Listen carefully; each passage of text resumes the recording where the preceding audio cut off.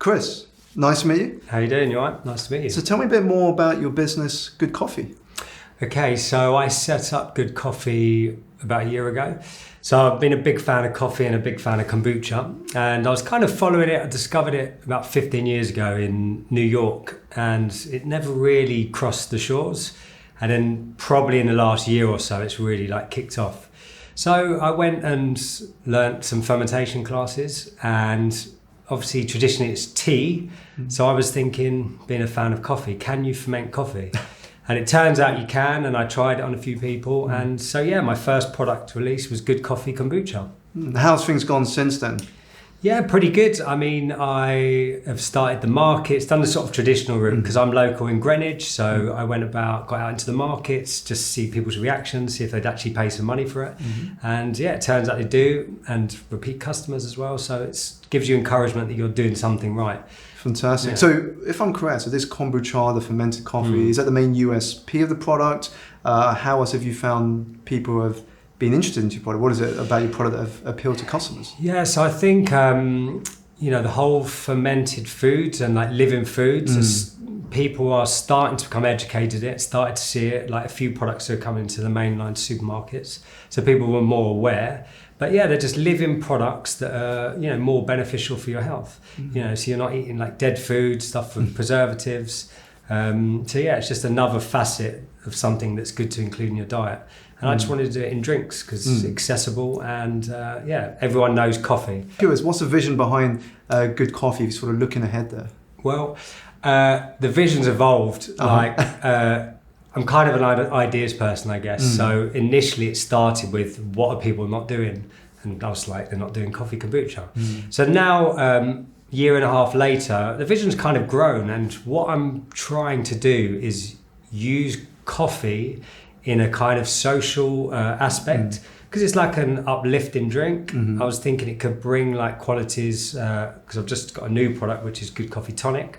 So just in occasions where maybe you weren't drinking alcohol, so kombucha and tonic are like nice sort of alternatives for that. So yeah, I just want to use coffee in a sort of uplifting manner in like social circumstances. Fantastic. And with regards to the business so far, what do you feel have been some of your challenges today?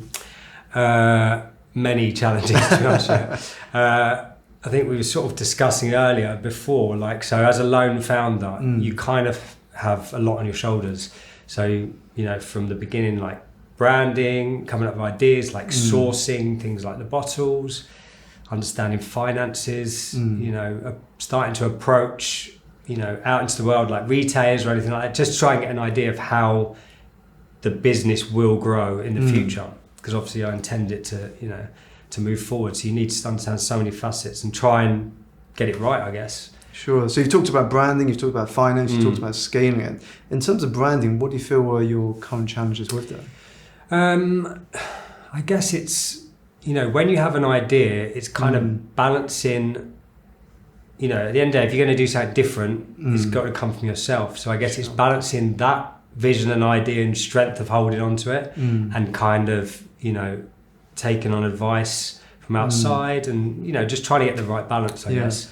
Because the thing with branding is that it begins with knowing who your ideal customers are. You spoke about having sort of being this a social drink. People can have this with other people and not have the pressure of having to drink something alcoholic. They've got a fermented living drink there.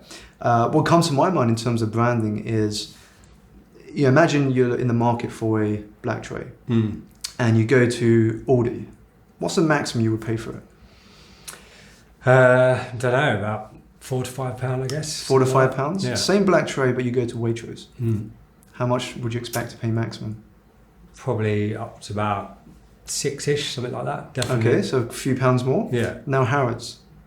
Probably around the £10 mark. So you've gone from quite a small amount to a much larger amount.